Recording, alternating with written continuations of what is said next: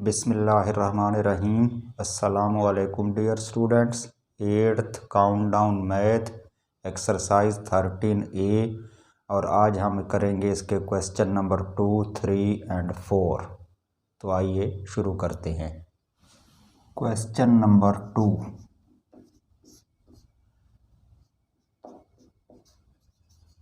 Evaluate. इसके दो parts हैं। पार्ट नंबर 1 में जो एक्सप्रेशन दी गई है जिसको हमने एवेलुएट करना है वो है A3 + 9A2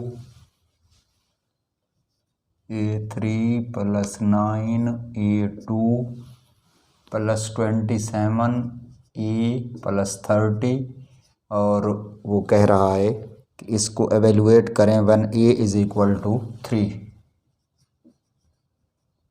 ए की वैल्यू उसने बता दी है कि 3 हो, तो फिर इसको एवेलुएट करके इसका आंसर निकालें।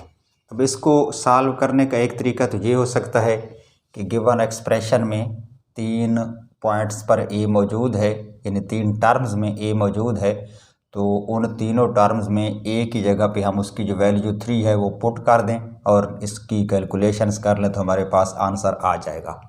लेकिन ये एक्सरसाइज हम कर रहे हैं इन दो फार्मूलों की मदद से, तो हम कोशिश करते हैं कि इनमें से कोई ना कोई फार्मूला यहाँ पर इम्प्लीमेंट करें और उसके बाद फिर इसको एवेलुएट करें। अब इसमें कौन सा फार्मूला यूज़ होगा? क्योंकि इसमें तमाम टर्म्स पॉजिटिव हैं तो जाहिर है प्लस वाला फार्मूला ही हम इस्तेमाल करेंगे। और इस फार्मूले में लिखा है कि अगर ए और बी कोई सी दो टर्म्स हों और उनके सम का क्यूब लिया जाए तो फिर वो इक्वल होता है A³ + B³ + 3AB × A + B।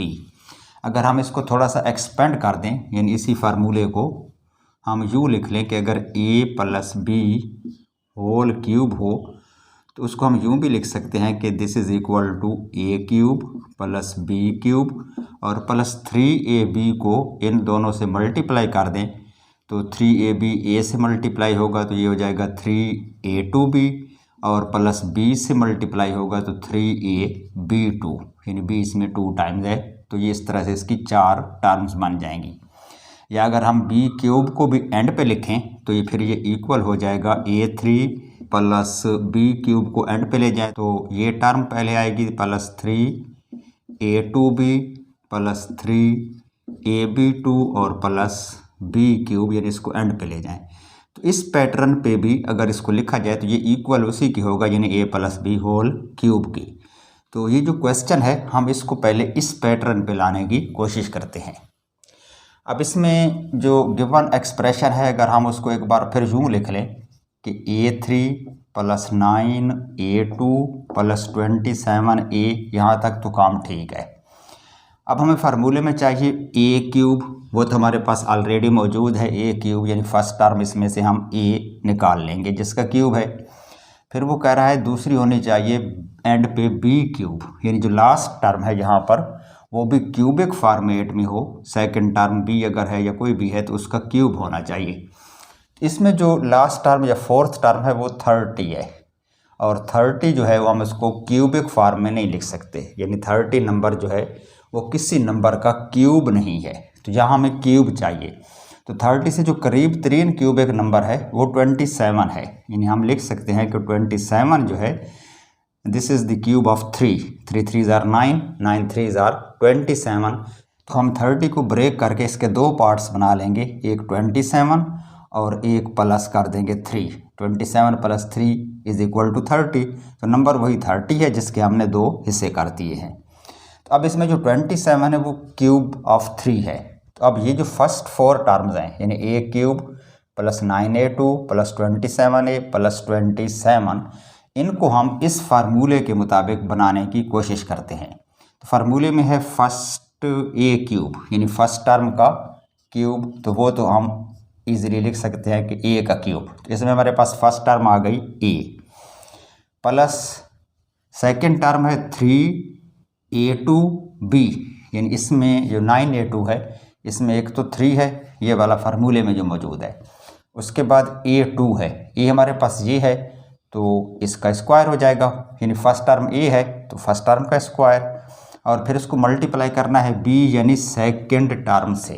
तो तो अब सेकंड टर्म यहाँ से लें तो 3 बनता है, या अगर यहीं से निकाल लें 3a2 और 9 है तो 9 में 3 3 are 9, यानी यहाँ पर 3 और होगा तब के 9 बनेगा। तो ये हो जाएगा 3a2b। इसका मतलब ये हुआ कि जो b है या जो सेकंड टर्म है वो 3 है। फिर थर्ड टर्म पे आ जाएं तो ये है प्लस 27a, फार्मूले में ये है 3ab2, यानी इसमें भी एक तो 3 है इंटू फर्स्ट टर्म है, फर्स्ट टर्म a है, और फिर सेकंड टर्म का स्क्वायर है b की पावर 2 है, और b हमने लिया हुआ है 3 को, तो यहाँ हम लिखेंगे 3 स्क्वायर। अब 3 का जब स्क्वायर लेंगे तो 3 3 are 9 होगा, और 9 को 3a से मल्टीप्लाई करेंगे तो 9 3 are 27a हो जाएगा। और फिर फोर्थ टर्म है प्लस 27, जिसको हम लिख सकते हैं क्यूब ऑफ 3, यानी 27 is the cube of 3। 3 3 are 9, 9 3 are 27, और उसके बाद ये जो प्लस 3 हमने एंड पे निकाला था इसको वैसे ही लिख दें प्लस 3। तो अब ये जो पैटर्न आया है एक्सप्रेशन का, ये बिल्कुल इस फार्मूले के मुताबिक है, यानी इस फार्मूले की जो राइट साइड है उसके अकॉर्डिंग है। तो ये सारी चीज़ इक्वल होती है a plus B whole cube के, यानी यहाँ से लेकर यहाँ तक इस प्लस 3 को अगर छोड़ दें तो पहली जो ये 4 टर्म्स हैं ये same a cube plus 3a2b plus 3ab2 plus b cube के इक्वल है। इसका मतलब है ये फिर इक्वल होगा a plus B whole cube के, यानी a तो हम लेंगे इसमें फर्स्ट टर्म जो कि a ही है, और प्लस b से मुराद हमारे पास 3 है, तो a प्लस 3 होल क्यूब के इक्वल हो जाएगा यहाँ से लेकर यहाँ तक, और जो प्लस 3 है उसको वैसे ही साथ लिख लें। अब हमने इस पे फार्मूला इम्प्लीमेंट कर लिया है और उसके मुताबिक 2 टर्म्स के सम का क्यूब बना लिया है, तो अब इसको एवेल्यूएट करना बिल्कुल आसान है, क्योंकि उसने बता दिया है कि a इज़ इक्वल टू 3 है, तो a की जगह पे उसकी वैल्यू पुट कर दें 3 और इसकी कैलकुलेशंस कर लें। तो यहाँ पर अब हम क्या करेंगे, putting a is equal to 3 in this expression, तो a की जगह पे हम 3 पुट कर देंगे, प्लस ये वाला 3 है और इसके ऊपर है क्यूब, और प्लस ये एक और 3 है। अब 3 प्लस 3 होता है 6, 6 का क्यूब लेना है और उसमें 3 ऐड करना है।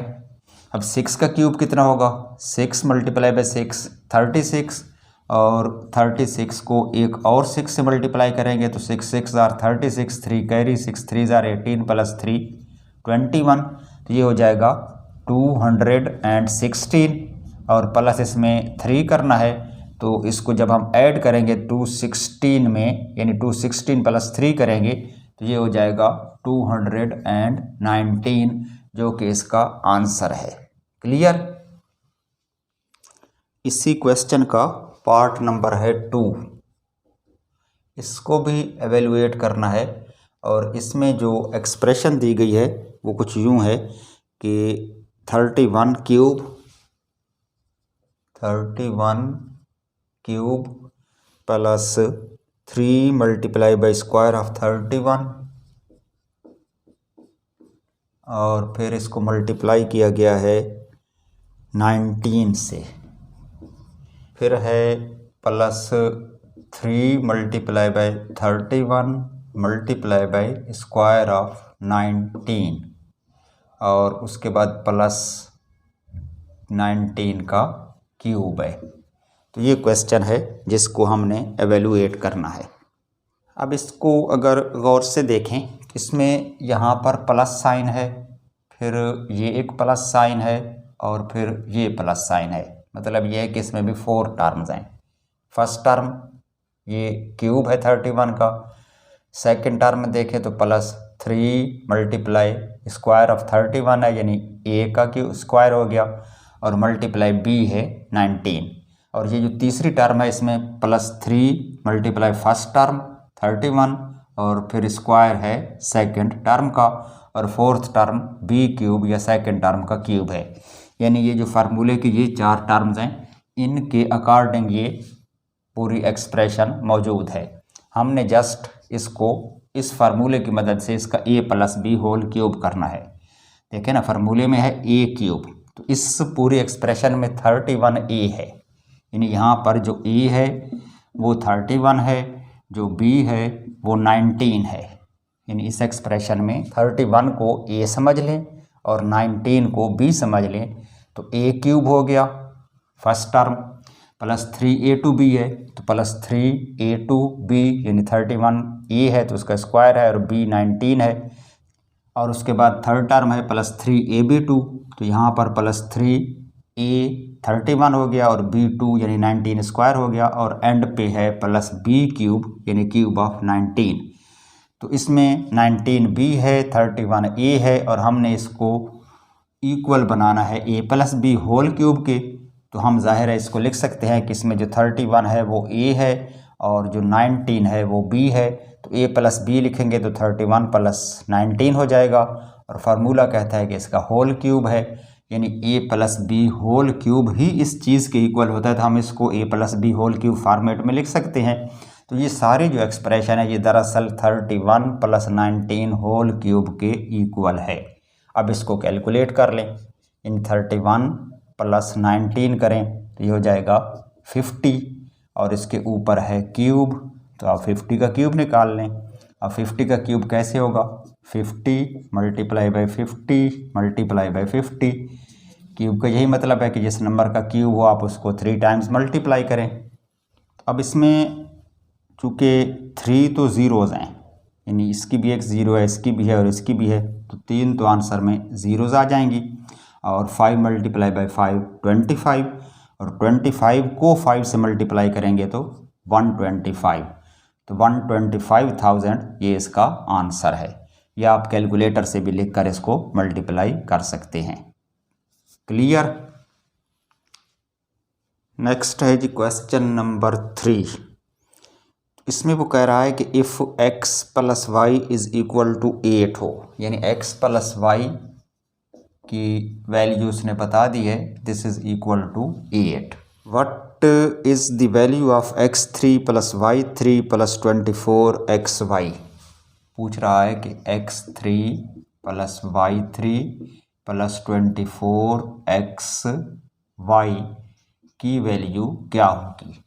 यानी x प्लस वाई उसने बता दिया है 8 के इक्वल है, और x3 plus y3 plus 24xy ये हमने फाइंड आउट करना है, यानी इस चीज़ का आंसर निकालना है।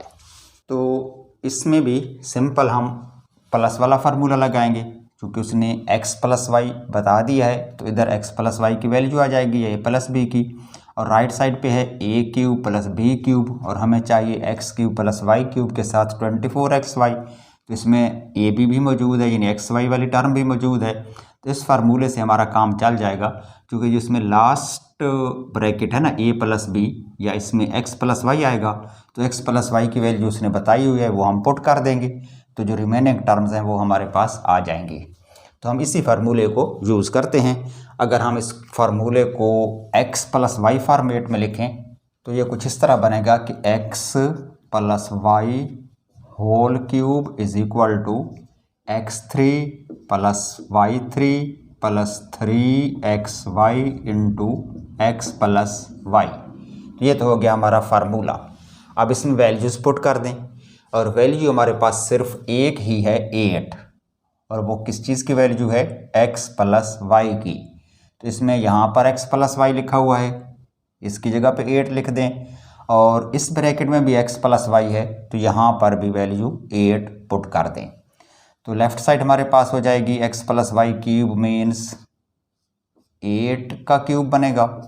इधर है x3 plus y3 plus 3 times xy into X plus Y, और x प्लस वाई उसने बता दिया है 8 के इक्वल है, यहाँ भी 8 डाल दें। तो अब क्या होगा, इस 8 का क्यूब निकाल लें, 8 ज़ार 64, और 64 को एक बार फिर 8 से मल्टीप्लाई करें तो 8 4 ज़ार 32, 3 कैरी, 8 6 ज़ार 48 प्लस 3 51। तो 8 का जो क्यूब है वो बनेगा 512, और राइट साइड पे क्या होगा, x3 plus y3 plus 3xy into 8 है तो 8 मल्टीप्लाई हो जाएगा, 8 3 ज़ार 24xy, और यही चीज़ वो हमसे पूछ रहा था कि x3 + y3 + 24xy किसके इक्वल है। तो वो हमने फाइंड आउट कर लिया है कि ये इक्वल है 512 के, यानी हमारा जो आंसर है वो 512 है। अब इसको यूँ भी लिख सकते हैं कि x3 + y3 + 24xy is equal to 512। Clear. Question number 4, ये भी क्वेश्चन नंबर 3 से मिलता जुलता है। इसमें वो कह रहा है कि find the value of m3 + n3 - 9mn, यानी इसमें हमने फाइंड आउट करना है m³ + n³ - 9mn, यानी इसका जो आंसर है वो हमने निकालना है। और उसने बता दिया है कि if m + n + 3 is equal to 0, जो गिवन है चीज़ वो ये है कि m + n + 3 is equal to 0, ये वैल्यू उसने बताई है और इस चीज़ की वैल्यू हमने फाइंड आउट करनी है। तो इसमें जो चीज़ गिवन है वो है m + n + 3 is equal to 0। अगर इसमें जो +3 है हम उसको राइट साइड पे ट्रांसफ़र कर लें तो ये इक्वेशन कुछ यूँ बन जाएगी, m + n is equal to -3। इधर +3 है तो उस तरफ जाकर माइनस हो जाएगा। अब अगर हम इसकी दोनों साइड्स का क्यूब ले लें तो हमारे पास m³ + n³ आ जाएंगे, यानी m + n है तो इनका क्यूब बन जाएगा। तो taking cubes to the both sides, इधर भी क्यूब ले लें और इस तरफ भी क्यूब ले लें। तो इसमें लेफ़्ट साइड पे चूँकि ये m + n का क्यूब है तो a + b³ फार्मूले के मुताबिक ये होगा a³ + b³ + 3ab × a + b। तो उसको ओपन कर लें, a की जगह पे हम m लिखेंगे, यानी ये हो जाएगा m³ + n³ + 3ab। ab की जगह पर mn आ जाएंगे, यानी 3mn, और फिर ब्रैकेट में a + b भी आना है, यानी m + n एक बार फिर आएगा, m + n is equal to, ये तो हो गई इक्वलिटी की लेफ़्ट साइड। लेफ़्ट साइड पे क्या था, m + n³ था, तो फार्मूले के मुताबिक फर्स्ट टर्म m है उसका क्यूब, सेकंड टर्म n है उसका क्यूब, + 3 टाइम्स ab, यानी first term multiply by second term m multiply by n, और फिर ब्रैकेट में a + b भी है, यानी first term plus second term m + n। ये हो गई लेफ़्ट साइड। अब राइट साइड क्या है, राइट साइड है -3³, तो -3 का क्यूब बनेगा 3 3 = 9 और 9 3 = 27, और चूँकि ये माइनस का साइन 3 टाइम्स मल्टीप्लाई हो रहा है तो ये माइनस ही रहेगा, क्योंकि माइनस का साइन अगर ऑड टाइम्स मल्टीप्लाई हो तो उसका आंसर नेगेटिव आता है, और अगर माइनस का साइन इवन टाइम्स मल्टीप्लाई हो तो आंसर पॉजिटिव आता है। इस केस में चूँकि 3 टाइम्स है तो ये -27 रहेगा। अब लेफ़्ट साइड में देखें तो हमारे पास है m3 + n3 + 3mn, और ब्रैकेट में है m + n, और m + n की वैल्यू हमने निकाली हुई है -3। क्यूब से पहले देखें ना, ये जो +3 था उस तरफ चला गया था तो -3 हो गया था, तो m + n is equal to -3। इसकी वैल्यू पुट कर दें तो ये इक्वल है -27 के, या हम इसको यूँ लिख सकते हैं कि m3 + n3 -3 इस 3 के साथ मल्टीप्लाई होगा तो ये माइनस का साइन आएगा, क्योंकि डिफरेंट साइन है, +3 है और इधर -3 है तो आंसर नेगेटिव आएगा, और 3 × 3 हो जाएगा 9mn, और ये इक्वल है -27 के। और इसी चीज़ की हमने वैल्यू फाइंड आउट करनी थी, m3 + n3 - 9mn किसके इक्वल है, तो वो हमने अब निकाल लिया है कि m3 + n3 - 9mn is equal to -27। तो ये हो गया इसका आंसर। ओके जी, ये तो था हमारा आज का लेसन। अब इजाज़त दीजिए, खुदा हाफिज़।